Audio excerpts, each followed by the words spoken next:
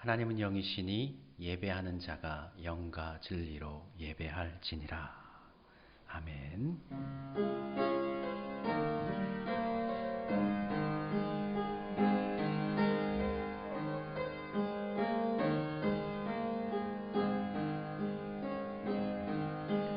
예수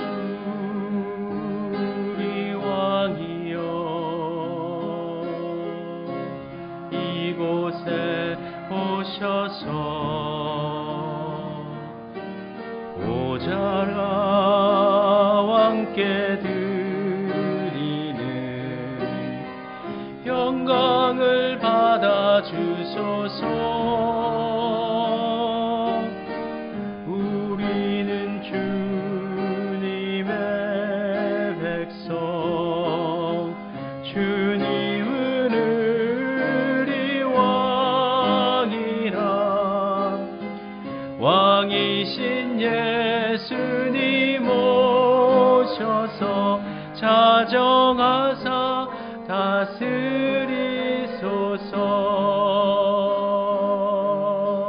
예수 우리 주시여, 이곳에 오셔서 우리가 주께 드리는 찬양을 받아 주소서. 우리는 주님의 종들, 주님은 우리 주시라. 주 대신 예수님 오셔서 이 찬양을 받아 주소서.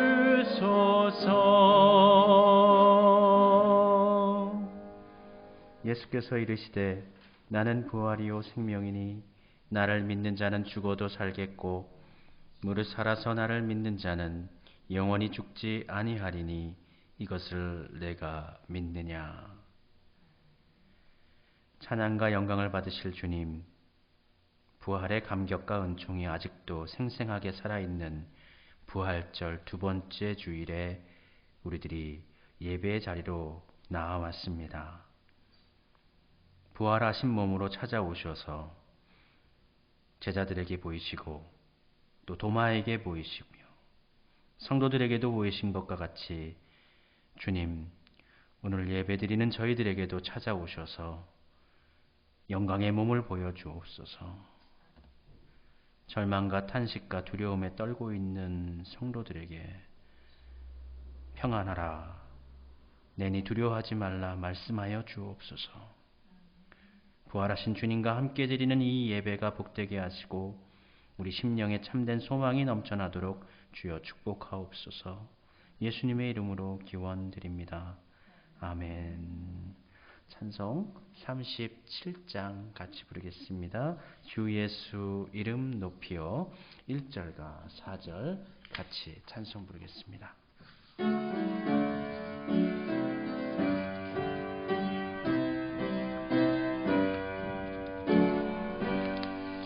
주 예수 이름 높이요.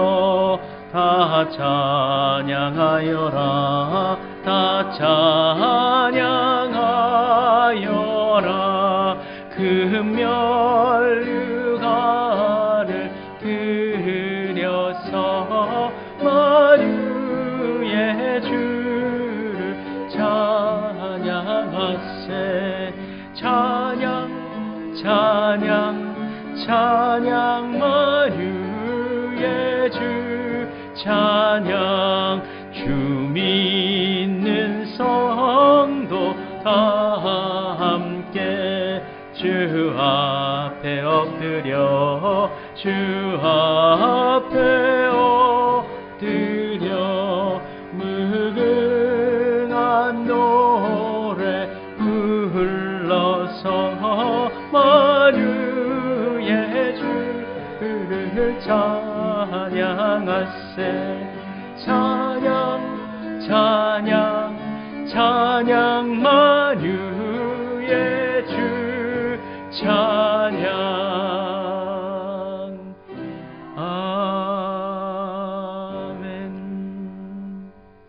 참회하는 마음으로 회개 기도 드리겠습니다.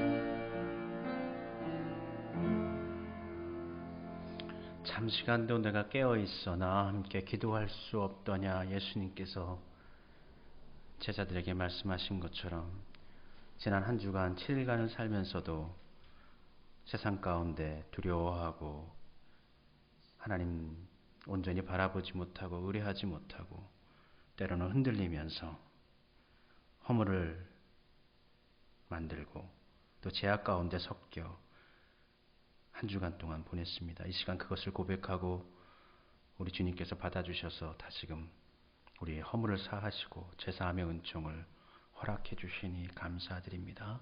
제자들이 힘내어서 주의 일에 나아갔던 것처럼 우리 또한 부활의 주를 증거하러 나아가는 삶을 살게 해 주옵소서. 이 시간 우리의 믿음을 고백합니다. 받아주시옵소서. 나는 전능하신 아버지 하나님 천지의 창조주를 믿습니다. 나는 그의 유일하신 아들 우리 주 예수 그리스도를 믿습니다.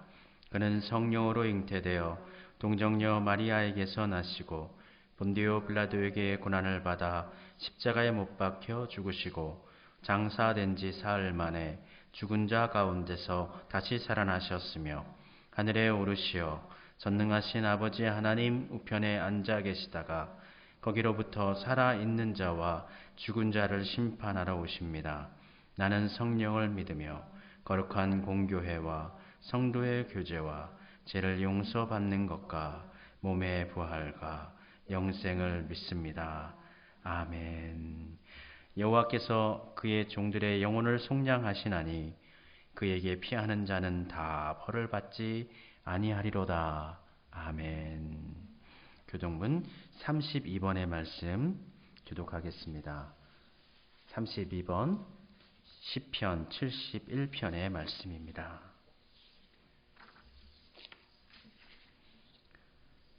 교동문 32번 시편 71편 말씀 교독하겠습니다.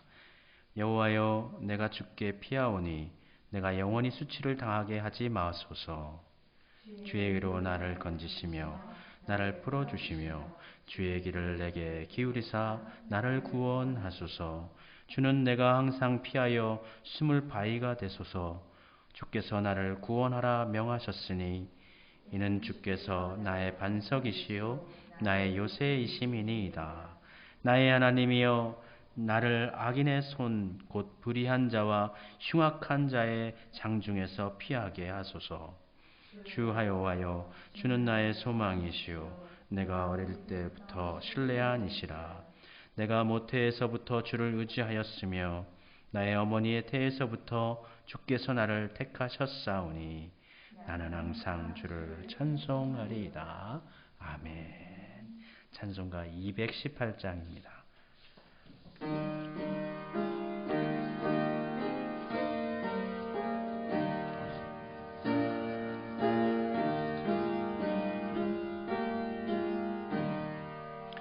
내 맘과 정성을 다하여서 주 너의 하나님을 사랑하라.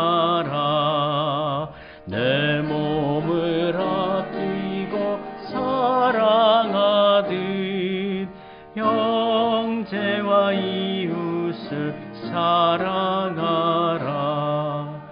주께서 우리에게 명하시니 그 명령 따라서 살아가리. 널 미워해 치는 원수라도 언제나 너 그렇게 사랑하라. 널 핍박하는 자 위에서도 신실한 마음으로 복을 빌라. 주께서 우리에게 명하시니 그 명령 따라서 살아가리. 나 항상 주님을 멀리하고 형제를 사랑하지 못하였다. 이러한 죄인을 사랑하사 주께서 몸버려 죽으셨다. 속죄의 큰 사랑 받은 이 몸 내 생명 다 바쳐 충성하리. 아멘. 사랑의 하나님, 자비의 하나님, 감사드립니다. 우리의 예배를 통하여 높임을 받아 주옵소서. 또한 용서하신 하나님께서 이 예배 가운데 임하셔서 우리의 연약한 것을 어루만지시고 하나님 앞에 온전하지 못했던 것을 새롭게 하시사 하나님의 영으로 하나님의 은총으로 거듭 새로워지는 귀한 예배 시간 되도록 성령님께서 주관하여 주시기를 소원합니다. 아버지께는 한량없는 영광이요 예배에 함께 드리고 있는 모든 분들 가운데는 하나님의 은총으로 가득히 채워지게 해 주시옵소서. 성령의 눈으로 바라보게 하시고 성령의 관점으로 생각하게 하시고 성령의 어루만짐으로 함께하는 자들을 위로하며 사랑하며 보듬게 하여 주옵소서. 우리의 마음속에 미움이 사라지게 하시고 용서의 마음이 샘처럼 넘치게 하시고 이해할 수 있는 넉넉한 마음을 가지고 생각을 가지고 우리와 함께하는 가족들을 또 자녀들을 남편과 아내를 또 부모님들을 섬기게 해 주시옵소서. 살아가는 동안 사랑하며 살게 하시고 은혜를 나누며 살게 하시고 하나님을 기쁘시게 하는 삶을 살게 해 주옵소서. 아버지 하나님 함께 모여 예배드립니다. 예배 자리를 축복하여 주시옵시옵고 안보하시사 하나님 은혜 가운데서 모든 악한 것들이 모든 질병과 병마들이 우리 교회와 성도들을 비껴나가게 하시고 강건한 우리 성도들 되어지게 하옵소서. 건강하게 살게 하시고 뿐만 아니라 마음도 강건하여서 하나님 안에서 늘 담대한 믿음으로 세워지게 해 주옵소서. 코로나가 다시 여기저기서 번져나가고 있습니다. 아버지 하나님 붙잡아 주시옵소서. 치료하시는 하나님께서 코로나의 발길을 묶어 주시옵소서. 성령의 검으로 붙드시사 더 이상 확장되어지지 않게 하시고 아버지 하나님 올해부터는 많은 교회들이 회복을 노래하고 있고 간구하고 있는데 그 간구함과 기도함처럼 회복되어지도록 주여 축복하여 주옵소서.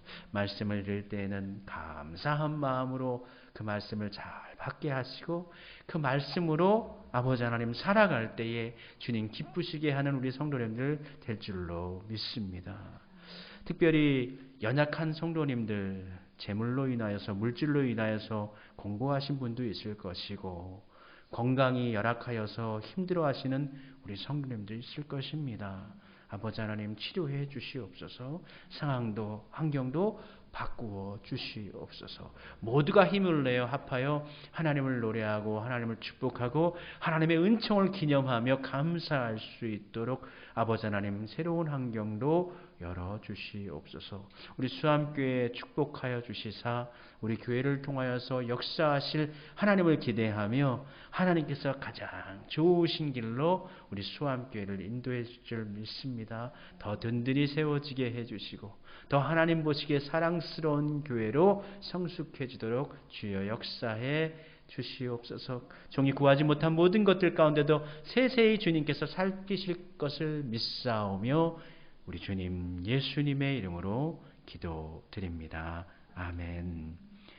하늘에 계신 우리 아버지, 아버지의 이름을 거룩하게 하시며 아버지의 나라가 오게 하시며 아버지의 뜻이 하늘에서와 같이 땅에서도 이루어지게 하소서.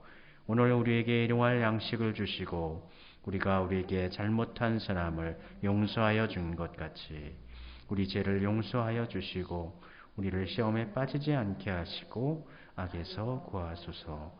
나라와 권능과 영광이 영원히 아버지의 것입니다. 아멘.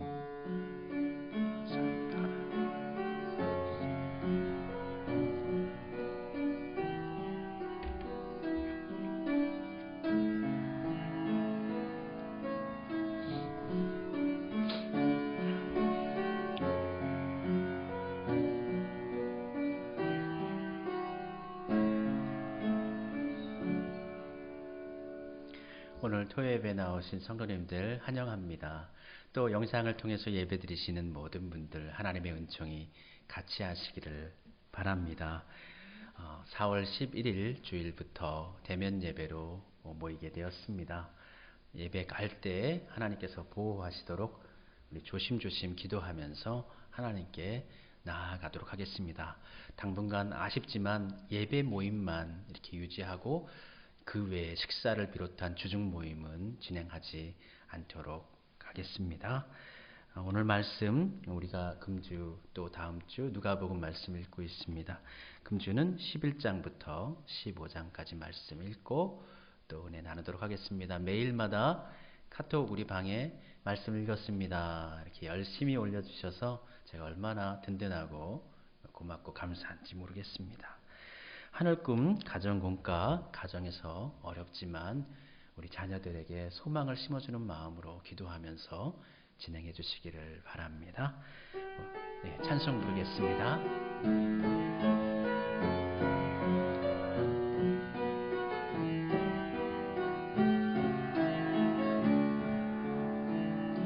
주께 힘을 얻고 그 마음에 시온에 들어가 있는 그대는 하나님의 축복의 사람이죠. 주님 그대를 너무 기뻐하시죠. 주의 집에 거하기를 사모하고 주를 항상 찬송하는 그대는 하나님의 축복의 사람이죠. 주님 그대를 너무 사랑하시죠. 그대 섬김은 아름다운 찬송, 그대 헌신은 향기로운 기도, 그대가 밟는 땅 어디에서라도 주님의 이름 높아질 거예요. 아멘. 우리 함께 하나님의 말씀 찾도록 하겠습니다. 오늘 나눌 하나님의 말씀은 신약성경 누가복음 6장 6절부터 11절까지의 말씀입니다.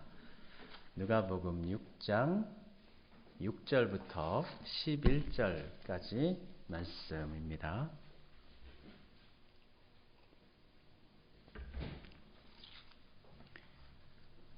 우리 같은 마음 같은 목소리로 함께 하나님의 말씀 누가복음 6장 6절부터 11절까지의 말씀을 봉독하겠습니다. 또 다른 안식일에 예수께서 회당에 들어가사 가르치실새 거기 오른손 마른 사람이 있는지라. 서기관과 바리새인들이 예수를 고발할 증거를 찾으려 하여 안식일에 병을 고치시는가 엿보니 예수께서 그들의 생각을 아시는고 손 마른 사람에게 이르시되 일어나 한가운데 서라 하시니 그가 일어나 서거늘. 예수께서 그들에게 이르시되 내가 너희에게 묻노니 안식일에 선을 행하는 것과 악을 행하는 것, 생명을 구하는 것과 죽이는 것 어느 것이 옳으냐 하시며 우리를 둘러보시고 그 사람에게 이르시되 내 손을 내밀라 하시니 그가 그리하매 그 손이 회복된지라. 그들은 노기가 가득하여 예수를 어떻게 할까 하고 서로 의논하니라. 아멘. 하나님, 생명을 살리는 일, 선을 행하는 일에 우리 모두 힘쓰기를 소원합니다. 말씀 가운데 은혜 베풀어 주옵소서. 주의 말씀을 잘 분별하여 듣게 하시고 말씀의 사람으로 하나님을 기쁘시게 하는 성도로 세워지게 해 주옵소서. 예수님의 이름으로 기도드립니다. 아멘. 우리 계속 사복음서 읽었습니다. 요한복음까지 읽었고 마지막으로 누가복음, 공간복음 읽고 있죠. 공간복음은 세 가지입니다. 마태복음, 마가복음, 누가복음. 같은 이야기들이 나열되어져 있지요. 요한복음은 공간복음과 다른 이야기들이 예수님의 일대기가 기록되어져 있습니다. 마가복음이 기록되어졌고 마태복음이 기록되어졌고 누가복음이 기록되어졌는데요. 같은 이야기의 기록이에요. 예수님께서 태어나시고 사역하시고 또 돌아가신 이야기. 그 이야기가 두 권도 아니고 세 권이나 기록되어졌단 말이에요. 복음서가 모든 장소와 모든 시대와 모든 상황과 환경과 모든 사람들에게 공통적이라면, 똑같다면 그렇게 여러 개, 세 개의 복음서가 기록될 필요는 없었을 거예요.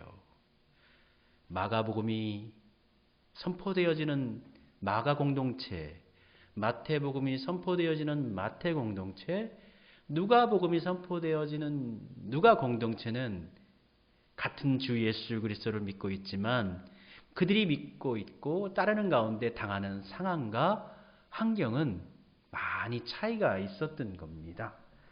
그래서 같은 예수님의 일대기지만 예수님의 제자들은 각 공동체에 필요한 말씀으로, 그래 예수님께서 그때 똑같이 이런 말씀하셨지만 또 이렇게도 말씀하셨어 하면서 마가복음에 없던 이야기를 마태복음에, 마태복음과 마가복음에 없는 걸 누가복음에 덧붙여서 각 공동체에 필요한 메시지를 전달할 수가 있었던 것이죠. 이러한 관점, 누가가 속해 있는 공동체의 관점, 누가가 그 신앙생활한 교회는 안디옥 교회입니다. 안디옥 교회는 바울과 바나바를 파송했던 선교 공동체이기도 하고 이방인들, 특별히 헬락의 유대인들이 모여서 세운 이스라엘 땅을 벗어난 지역에서 세워진 그런 교회란 말이죠. 예. 그럼 이 안디옥 교회의 관심이 무엇냐라는 것이 이 누가복음에 기록되어지고 나타날 수밖에 없는 것이죠. 그래서 이 누가복음의 특징을 보면은 그 교회의 상황을 알 수가 있는 것입니다. 그런데 누가복음이 다른 복음서와 다르게 많은 관심을 가지고 있는 것들이 있어요. 그것이 뭐냐면 가난한 사람들, 소외당한 사람들, 가부를 포함한 여인들, 그리고 불우한 환경에 있는 아이들. 물론 모든 성경이, 또 구약을 비롯해서 예수님의 말씀이 가난한 자를 다른 성경은 무시하거나 소외하거나 그런 건 아닙니다. 그러나 누가복음은 다른 복음서에 비교해서 더 많이 이러한 분들에 대해서 관심을 갖고 있다는 거예요. 선교해야 할 대상들로서 또 선교를 하다 보니까 가난한 사람들을 만나게 돼요. 헐벗은 사람들을 만나게 돼요. 대부분 헐벗었고 가난한 사람들이 당시에는 가부들이었어요. 그리고 어린 아이들이었어요. 그러니까 누가는 자연스럽게 이러한 분들에 대해서 더 많은 기록을, 예수님께서 누구를 만나셨는데 다른 복음서에는 여인들을 만난 이야기가 잘 안 나오는데 누가복음에 여인들을 만난 이야기가 더 많이 나오고, 또 아이들을 만나신 이야기가 나오지만 아이들에 대해서 더 자세히 기록해 주고 있고, 이방인들에 대해서도 관심을 갖는 것입니다. 왜냐하면 누가 공동체 자체가 이방인들이 세운 교회이기 때문에 예수님은 이방인들에 대해서 어떤 생각을 갖고 있는가라는 것을 이 누가복음은 기록되어져 있고 우리가 읽으면서 살펴볼 수가 있는 것입니다. 때로는 이 누가복음이 너무나 가난한 자를 중심으로 이렇게 막 끌어올려요. 그래서 우리 하나님은 가난한 자만 사랑하시는 게 아닌데 부유한 사람도 사랑하시고 이 세상의 모든 사람들을 다 사랑하셔요. 중요한 마음이 가난해야 되겠죠. 마음이 가난하다는 것은 무엇이냐면은 하나님을 의뢰한다라는 뜻입니다. 그래서 우리가 누가복음에서 가난한 사람이 기록되어져 있지만 진정한 가난한 사람은 뭐냐면, 사실 가난한 사람이 그렇잖아요. 내가 가진 게 없기 때문에 누군가 나를 도와줘야 되는 거예요. 그 힘 있는 사람, 도움을 줄 수 있는 사람을 의지하는 사람이 바로 가난한 사람이거든요. 그 구약 성경의 원어 뜻은 그렇습니다. 가난한 자가 의지한다라는 거예요. 그러면 영적으로 가난하다는 것은 무엇일까요? 네, 하나님을 의지하는 사람들이 가난한 사람들인 거예요. 내가 지금 병이 들었어요. 고쳐줄 사람이 하나님밖에 없어요. 돈이 없어서 의원을 부를 수가 없어요. 하나님만이 나의 도움이 되세요. 내가 배고파요. 먹을 것이 없어요. 도와주는 사람이 없어요. 하나님께 간구하는 거죠. 하나님, 배가 고픕니다. 먹을 게 없습니다. 지금 힘듭니다. 하나님을 의뢰하는 사람, 그러한 자들이 가난한 자들이 되는 것이죠. 누가복음 4장에 보시면은 예수님의 사명 선언서가 선포되어져 있습니다. 예수님께서 사역을 이제 막 시작하시면서 가버나움 해당에 들어가셔가지고 내가 여기에 온 이유는 하나님의 뜻은 무엇이냐를 이사야서 6장의 말씀, 하나님의 은혜에 대한 말씀으로 말씀을 전하십니다. 주의 성령이 내게 임하셨으니 이는 가난한 자에게 복음을 전하게 하시려고 내게 기름을 부으시고, 가난한 자에게 복음을 전하게 하시려고 기름을 부으시고, 내가 여기 온 거 가난한 자들을 위해서 왔다. 또 나를 보내사 포로된 자에게 자유를, 여기서 포로됐다라는, 결박됐다라는 건 병마를 포함하고 있는 거예요. 아픈 자들인 거예요. 그러한 사람들을 자유한다라는 건 뭐예요? 낫게 해준다는 것이죠. 눈먼 자에게 다시 보게 함을 전파하며 눌린 자를 자유롭게 하고 주의 은혜를 전파하게 하려 하심이라 하였더라. 예수님께서 이 땅에 오신 것이 헐벗고 가난하고 힘들고 장애인으로 살고 있고 그런 사람들, 강포함을 당하고 있는 사람들을 돕기 위해서 예수님께서 오셨다. 직접적으로 누가복음은 그렇게 이야기하고 있죠. 사실 모든 이들을 위해 오셨지만 누가복음에서는 그렇게 선포하고 있는 것이고, 그만큼 더 가난한 자들에 대해서 관심을 누가가 갖고 있습니다. 그렇다면 이 누가복음의 가난한 자들이 하나님 예수님께서 만났을 때 그들을 어떻게 예수님께서 그들을 회복시키는가라는 것을 이 누가복음을 통해서 우리가 확인할 수가 있게 되는데요. 이 소외당하거나 가난한 자들에 대한 예수님의 관심과 만남은 그 만남 자체로 참 은혜로운데, 예수님께서 가난한 자들을 만나시고 위로해 주시고 뭐 없는 찬이지만 거기서 음식 먹으면서 말씀 들려주시고 또 아픈 분 오면 치료해 주시지 않습니까? 그러면 그 가운데서 기쁨이 있어요. 은혜가 있어요. 그런데 이것을 못마땅하게 바라보는 사람들이 있습니다. 당시에 종교적으로 본다면 굉장히 기득권에 해당되는 사람들, 이 사람들이 예수님의 가난한 사람들, 병든 사람들, 더 심각하면 세리들 또는 창기들과 함께 다니면 굉장히 심기가 불편한 거예요. 종교적인 거룩성이 떨어진다는 거죠. 저 사람들 저렇게 아픈 거는 당시의 세상은 그런, 당시의 사고는 그렇다는 거예요. 아픈 거 하나님께서 벌받게 해서 지금 죄진 거 있기 때문에 저 장애가 있는 것이고 가난한 것이고 못 사는 것이고 그렇게 죄 가운데 있는 사람들인데 저 사람들하고 저렇게 가까이 하면 거룩상이 떨어지지 않느냐. 그렇게 생각하고 있었던 거예요. 그래서 이 예수님께서 그러하실 때마다 사람들이 위로를 받잖아요. 힘을 얻잖아요. 그러면 이 사람들이 이전에는 자기들을 따랐단 말이에요.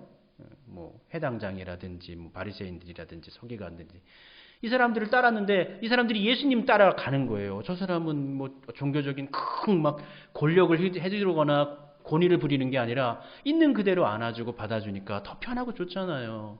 그러니까 이 다 바리새파에 속해 있는 사람들은 이게 싫은 것이죠. 그리고 예수님의 인기가 높아갈수록 자신들의 위치와 환경은 더 낮아질 수밖에 없고 심지어는 비판의 대상이 될 수가 있죠. 당신들 너무 교권주의에 빠져 있어. 당신들 너무 당신들만 거룩하다라고 구분하고 있어. 세상하고 당신들하고 너무 떨어져 있어. 비판받을 수가 있는 것이죠. 우리 목회자들은 지금 21세기를 살아가고 있는 한국교회에 있는 목회자들은 이러한 생각을 해야 합니다. 근데 이들에게 있어서 가장 중요하게 여기는 것이 뭐냐면 이 바리새파 사람들이 가장 중요하게 여기는 것이 뭐냐면은 안식일이에요. 안식일. 가장 율법의 총화가 모인 것이 바로 안식일 율법인 것입니다. 그리고 안식일 날 하나님을 만나지 않습니까? 예배드리지 않습니까? 그래서 안식일은 어떻게 하든지 율례와 격식과 원칙을 지켜가지고 이걸 지켜야 된다라는 생각을 이 사람들은 가지고 있는 겁니다. 근데 예수님께서 안식일마저도 그 기준, 자기들이 얘기하는, 그들이 이야기하는 기준을 예수님께서 깨버리시네요. 그러니까 갈등이 고조됩니다. 예수님께서 가난한 자들에게 손을 내밀 때마다 오히려 기득권에 있는 종교 세력들은 예수님을 배격하게 되는 것이죠. 그 상황 가운데 오늘 이 오른손 마른 자를 고치시는, 특별히 안식일에 고치시는 그것을 바라보는, 엿보면서 쟤 짓나 안 짓나, 안식일법 어기나 안 어기나 이렇게 지켜보고 있는 바리새인들을 우리는 본문에서 확인할 수 있죠. 안식일 논쟁을 통해서 갈등이 첨예하게 구체화됩니다. 예수님은 당시의 종교 지도자들에게 당신들의 안식일의 율법과는 사람들을 굶주리게 하고, 그러니까 배고파도 일을 하면 안 된다는 거예요. 배고픈 사람들은 어때요? 주일날 토요일까지 해서 6일날 일했어도 6일 하루 벌어 하루 먹고 사는 거거든요. 주일날 일하지 못하면 그날은 굶는 거예요. 그런데 굶더라도 은혜롭게 굶어라. 이렇게 얘기하는 거예요. 겉으로는 참 맞죠. 안식일은 일하면 안 되는 거니까 그냥 굶더라도 금식하면서 기도하고 그리고 다음 내일부터 일하세요. 어떻게 보면 굉장히 은혜스럽죠. 원칙을 지키게 했던 겁니다. 또 장애인이 있어도 그냥 예배드리러 회당에 왔잖아요. 이 손 마른 사람이. 그냥 예배에 그냥 참여를 하지만 내버려 둡니다. 관심을 갖지 않습니다. 그러나 예수님의 안식일은 어떤 것일까요? 예수님은 그 배고픈 자들의 배고픔을 해결해 주는 거예요. 그리고 병든 자를 고쳐주는 게 그게 안식일인 거예요. 그래서 오늘 본문 앞서 사건 보면 제자들이 안식일날 밀밭 지나다가 그걸 이렇게 부벼가지고 이렇게 먹지 않습니까? 부빈 게 노동이라는 거예요. 추수했다는 거, 탈곡했다는 거죠. 어떻게 안식일날 당신 제자들은 이렇게 노동하면서 그 먹을 수 있습니까? 그렇게 따져 묻기도 하고, 오늘 안식일날 손 마른 사람을 예수님께서 고치시나 안 고치시나 보고 있는 것입니다. 예수님의 안식일은 하나님의 은혜의 해가 선포되는 것이고, 가능한 능력이 있다면 그 상황과 환경을 고쳐주는 것입니다. 우리가 환경이 안 되고 능력이 없어서 못 고쳐주는 것이지, 그것이 하늘에서 그 열리는 은혜가 이 땅 가운데 맺히게 하는 것이 하나님의 뜻인 것입니다. 그러한 일이 안식일에 이루어져야 되고 주일에 이루어져야 되는 것입니다. 안식일의 근본적인 취지는 사람들을 구원하는 데 있는 것이지, 사람들을 그렇게 규정에 얽매여 가지고 올가매는 것이 있는 것이 아니고, 그 안에서 하나님을 바라봄으로 말미암아 자유함을 누리게 하는 것이 안식일이라는 것이죠. 예수님께서는 바리새인들보다도 율법을 매우 넓게 해석하십니다. 법 자체가 법이 사람이 지킬 만한 법, 사람이 인간적으로 살 만한 법을 만들어야 그게 법이지. 법 자체가 비인간적인 법이면 그건 아닌 거예요. 잘못된 거예요. 율법이 무엇을 추구하는 것일까요? 율법이 추구하는 것은 하나님의 창조 질서를 지키는 것이고 하나님의 다스리심에 순종하고 따르는 것이 바로 율법인 것이에요. 그런데 필요 없는 엄격함을 중심에 두어서는 안 되는 것이죠. 법은 생명과 좋은 삶을 추구해야 하는 것이고 사람이 서로 사랑하게 만드는데 그 법이 잘 활용될 수 있도록 해줘야 하는 것입니다.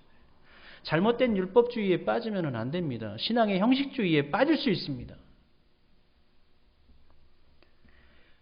인자라고 하죠. 예수님께서 스스로 당신을 가르치실 때 하시는 말씀이세요.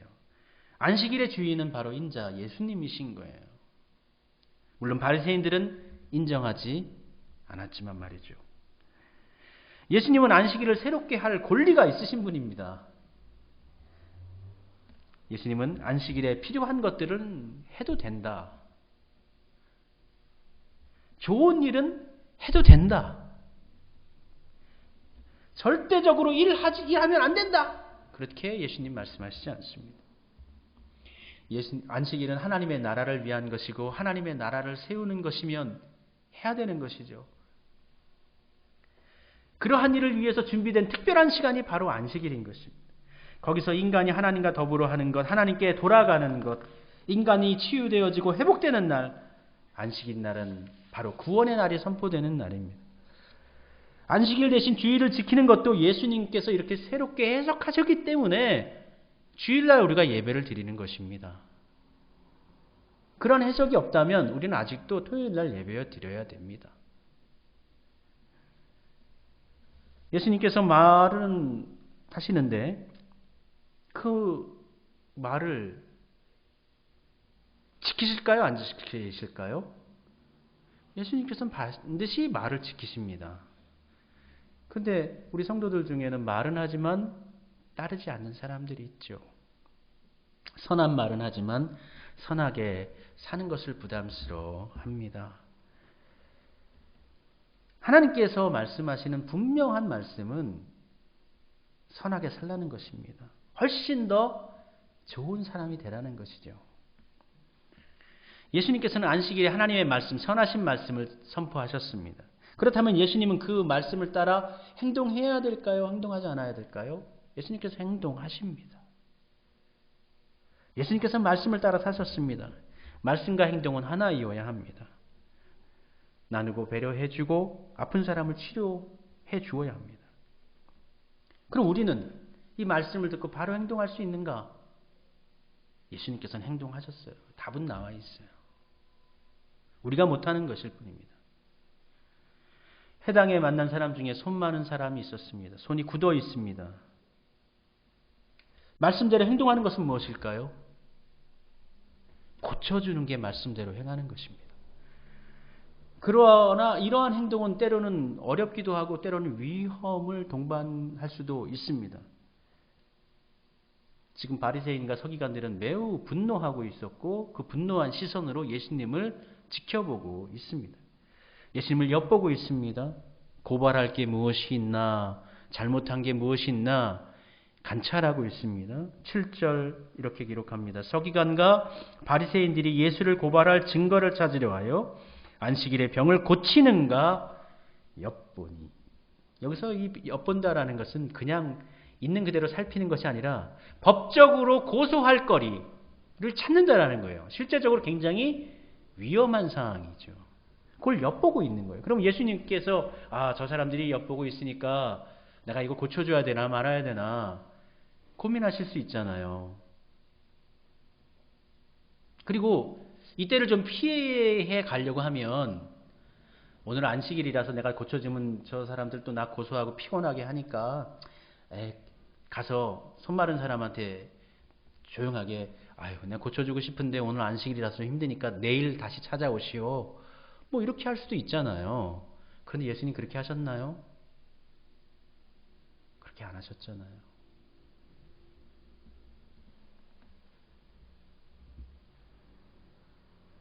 예수님은 자신의 사역을 포기하지 않으셨습니다. 우리는 때로 회피합니다. 침묵합니다. 그러나 때로는 진리를 이야기하지 않는 것조차도 불의함이 될 수가 있습니다. 여기 손 마른 사람이 나 고쳐주세요 라고 부탁하지 않았습니다. 제자들도 저기 손 마른 사람이 있는데 예수님 고쳐주세요 이렇게 이야기하지 않았습니다. 그런데 예수님은 그냥 넘어갈 수 있지만, 조용히 그냥 예배드리고 물러갈 수 있지만 그렇게 하지 않으셨어요.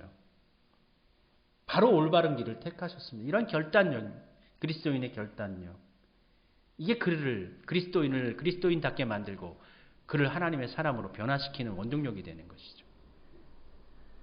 예수님께서는 많은 사람들 가운데 소외되었던 사람들, 이 손 마른 사람 장애인, 하나님으로부터 지금 벌받고 있다라고 많은 사람들로부터 인정받고 있는 이 장애인을 예수님께서는 불러 세우죠.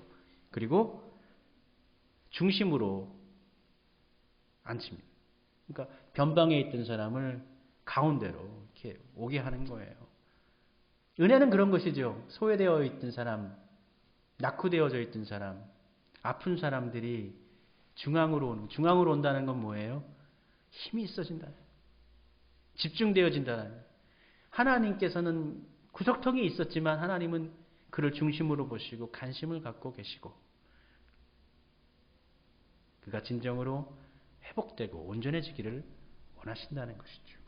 8절 말씀에 예수께서 그들의 생각을 아시고 손 마른 사람에게 이르시되 일어나 한가운데 서라 하시니 그가 일어나 서거늘 그를 한가운데 서게 만드십니다.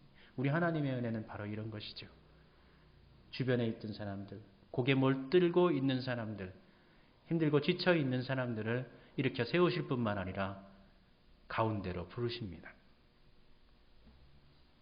그리고 예수님은 안식일이 무엇인지를 그들에게 말씀해 주십니다. 아주 기가 막히게 예수님께서 그 바리새인들에게 안식일에 대한 정의를 명확하게 해주십니다. 9절 말씀입니다. 예수께서 그들에게 이르시되 내가 너희에게 묻노니 안식일에 선을 행하는 것과 악을 행하는 것, 생명을 구하는 것과 죽이는 것 어느 것이 옳으냐. 너무나 기가 막히게 안식일의 정의를 이야기하시는 거예요. 여기에는 종교적인 규율이나 어떤 얼매임 이러한 것들이 없어요. 진정한 하나님의 뜻이 무엇인가, 안식일에 하나님께서 원하시는 것이 무엇인가라는 것을 근본적인 뜻을 알게 해주시는 것입니다. 한 사람의 도움이 필요한 자를 보면서 이 바리새인들은 그를 이용해가지고 예수님을 고발할 거리를 찾으려고 했습니다. 이것은 매우 불쾌한 일이고 매우 악한 일입니다. 손을 쓰지 못하면 일을 하지 못합니다. 특별히 거의 대부분 사람들은 오른손잡이인데 이 사람 오른손 쓰지 못합니다. 오른손 쓰지 못하면 노동력을 상실한 사람이 되고 그는 힘겨운 인생을 살아갈 수밖에 없는 존재가 되는 것입니다. 그가 얼마나 힘들게 지금까지 살아왔겠습니까? 그들을 궁일이 여기시면서 그들을 바라보면서 이 바리새인들이 저들이 하나님 안에서 회복되어져야 되는데 라는 궁일의 마음을 가지고 하나님께 빌었던 것이 아니라 그 사람을 오히려 이용해가지고 약하고 힘든 사람을 이용해서 예수님을 모함할 거리가 있을까 살펴보고 엿본다는 것은 매우 악한 일입니다.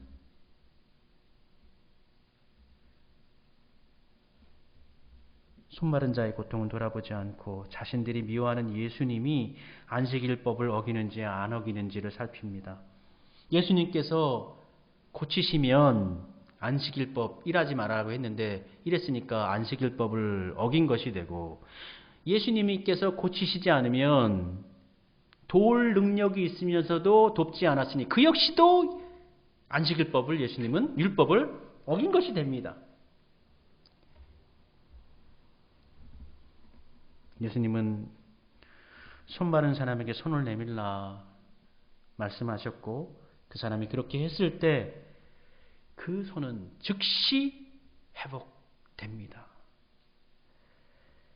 예수님은 가난한 자에게 복음이 전해지고 포로된 자에게 자유가 선포되어지고 눈먼 자에게 보게 함을 전파하며 눌린 자를 자유롭게 하고 주의 은혜가 선포되는 것이 바로 이런 것이다 라는 것을 가르쳐 주셨습니다. 우리 수암교회가 부활절을 기념하여서 두 군데 지난해처럼 실로암 안과병원의 개안수술을 1계좌 후원을 했고, 최근 참 얼마나 많은 사람들이 죽어나가고 있는 이 미얀마 그 유족들, 그리고 또 다쳐가지고 병원에서 치료해야 되는데 치료비가 없는 사람들을 위해서 일정 부분을 후원하였습니다. 하나님께서 이 일을 얼마나 좋아하셨는지 제가 그렇게 하고 나니까 제 마음 가운데 얼마나 큰 감동을 주시는지 몰라요. 하나님께서 이 일을 너무 좋아하시는, 아픈 자들을 위해서 우리가 뭐 그렇다고 뭐 많이 보낸 건 절대 아니고, 하나님께서는 그런 일을 너무 좋아하시고 너무 기뻐하시고, 저는 우리 교회가 든든히 세워지기를 바라고, 제가 이제 한 20년 더 목회하면 그때 어느 정도 좀 단계가 만들어지고 안정이 되어져서 그러한 것을 만들어야 되겠다. 성도들이 마음껏 편하게 예배드릴 수 있는 공간과 안식할 수 있는 쉼터, 아이들이 뛰놀면서 예배드리고 그곳에서 꿈을 키울 수 있는 자리, 그런 것을 만들어야 되겠다. 그렇게 거기에 중심을 두고 생각을 했었는데, 이번에 하나님께서 저에게 감동을 주시면서 그건 그때 일이고 지금은 그러면 교회 일 안 할 거니? 지금은 교회 아니니? 네가 할 수 있는 대로, 교회가 할 수 있는 대로, 작으면 작은 대로 하면 되잖아. 교회는 나중을 위해서 재원을 아끼고 힘을 아끼고 그런 것이 아니라 지금 할 수 있는 그 능력대로 지금 가지고 있는 그대로 바로 일하는 것. 내가 원하는 건 바로 그런 것이다.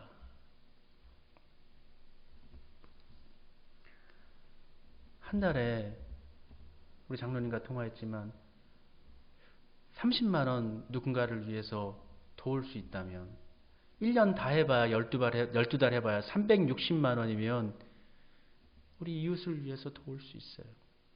작은 금액이지만 할 수 있는 만큼 해야 되겠다. 하나님께서 좋아하시는데, 하나님께서 원하시는 것인데, 이웃들 사랑하라고 하시는데 우리가 안 했구나. 해야지 하는 생각이 들었습니다. 할 때 이번에는 우리 급하게 하느라고 모이지도 못했기 때문에 교회 재정으로만 했지만, 그러한 일이 이렇게 선포되고 광고될 때 우리 성도님들도 꼭 동참했으면 좋겠습니다. 다만 어른들은 10,000원이라도, 우리 아이들은 2,000원, 3,000원이라도 모아서 한 달에 한 번씩은 그렇게 베풀었으면 참 좋겠어요. 제가 예전에 간증 한번 한 적이 있는데요. 어떤 목사님에 대해. 그 목사님이 살아생전 뭐 교회에서 어떤 분들 뭐 장학금 후원해주고 뭐 어려운 분들 도와주고 그렇게 했대요. 하늘나라 갔는데 형편이 없더래요. 저 하나님 제가 이렇게 도운 게 많은데 왜 저한테 상급이 이렇게 없습니까? 그거 네가 한 거 아니잖아. 그거 교회가 한 거지. 네가 한 거 하나도 없어. 굉장히 충격이죠. 교회도 하지만 그럴 때 우리 성도님들도 함께 했으면 좋겠습니다. 한 모금의 물을 나눠줘도, 작은 아이한테 나눠줘도 우리 하나님께서 잊으시지 않으시는데, 그렇게 하시면 하나님이 얼마나 좋아하시겠습니까? 그리고 이후에 하나님이 얼마나 우리 성도님들을 기히 여기시겠습니까?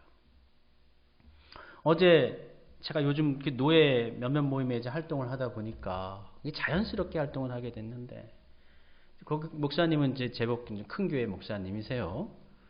근데 저 상을 좀 아시고 하니까 저한테 계좌번호를 알려달라고 해서 어제 입금을 해주셨어요. 50만 원 입금해 주셨어요. 이게 왜 저한테 입금을 해주셨나요? 그러니까 그 교회의 한 권사님이 요양보호사 자격증을 이번에 땄는데, 그걸 자격증을 따면서 그 나라에서 돈을 50만 원을 어떻게 받으셨대요. 그래서 이거를 좀 어려운 목회자한테 좀 보내고 싶다 해서 그 목사님이 딱 제가 생각이 난 거예요.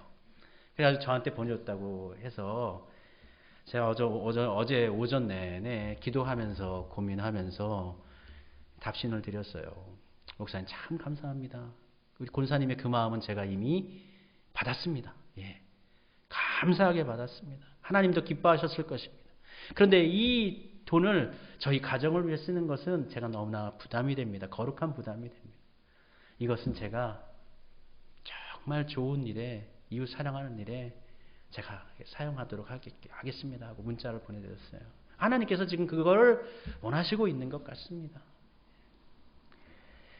예수님은 오늘 안식일 병자를 만난 걸 통해서 안식일에 어떤 것이 옳으냐, 선을 행하는 것, 안을 행하는 것, 어떤 것이 옳으냐, 선을 행하는 것 하나님께 좋아하신다. 안식일에 생명을 살리는 것, 죽이는 것, 어느 걸 하나님께서 원하시느냐? 하나님께서는 생명을 살리기를 원하십니다. 우리 역시도, 우리 성도들도, 우리 교회도 선을 행하는 일과 생명을 살리는 일에 힘써 나아가야 하지 않겠습니까? 그러면 하나님께서 없으면 없는 대로 하나님께서 또 채우실 것이고, 또 하나님께서 안 채우시면 그것에 또 인정하면서, 하나님의 뜻에 인정하면서 따르면 되는 것이죠. 할 수 있는 대로 선을 행하며 생명을 살리는 일에 물심양면으로 영적으로 힘을 모을 수 있도록 우리 성도님도 저도 한마음 되어서 나아갔으면 합니다. 우리 기도합시다. 하나님, 하나님의 큰 일 가운데 아주 작은 것, 눈에 보이지 않는 그러한 것일지라 할지라도 우리가 할 수 있는 대로 선을 행하고 생명을 살리는 일에 나아가겠습니다. 주여, 우리의 길을 인도하여 주옵소서.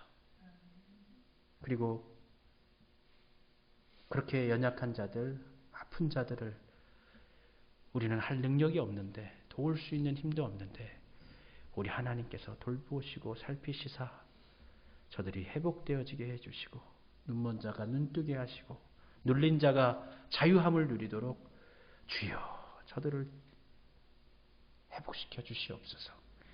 예수님의 이름으로 기도드립니다. 아멘. 찬송 부르겠습니다. 504장 부르며 예물 봉헌 드리겠습니다. 504장 1절과 4절 찬송 부르겠습니다. 세상 모두 사랑 없어 냉랭함을 아느냐, 곳곳마다 사랑 없어 탄식 소리뿐일세.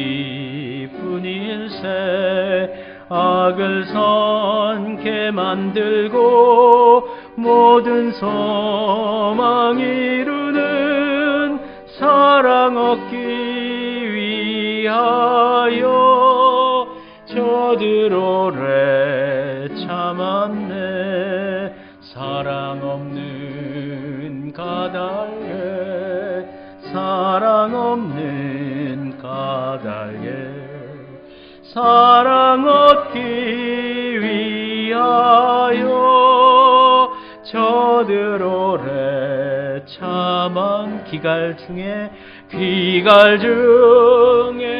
있는 영혼 사랑받기 원하며 아이들도 소리질러 사랑받기 원하네. 저들 소리 들을 때 가서 도와줍시다. 만민 중에 나가서 예수 사랑 전하세. 예수 사랑 전하세. 예수 사랑 전하세. 만민 중에 나가서 예수 사랑 전하세. 주여, 귀한 마음과 또 사랑의 마음을 가지고 봉헌 예배를 드리옵나니 예물을 받아 주옵시고, 드리신 분들 일터와 가정을 축복하셔서 살아가는 날 동안 매일 일용할 양식으로 채우시고, 곤고함과 어려움에 처하지 않게 하시고, 갈증 갈망하는 삶 가운데 주님께서 늘 단비를 내려 주시옵시오며, 아프고 병든 가운데서 주님께서 어루만지시고 치유하여 주시옵소서. 더욱더 주님 의뢰하는 삶으로 살게 하시고, 하늘에서 채워지는 보화를, 하늘에서 내려지는 음식을 먹으며 누리며 하나님 의지하며 살아가게 해 주옵소서. 바쳐진 예물은 이 땅 가운데 아픈 자들과 소외된 자들과 가난한 자들을 위해서, 복음 증거하는 일을 위해서, 하나님의 사랑 전하는 일을 위해서 쓰임받게 해 주옵소서. 예수님의 이름으로 축복드리며 기도드립니다. 아멘. 57장 부르겠습니다.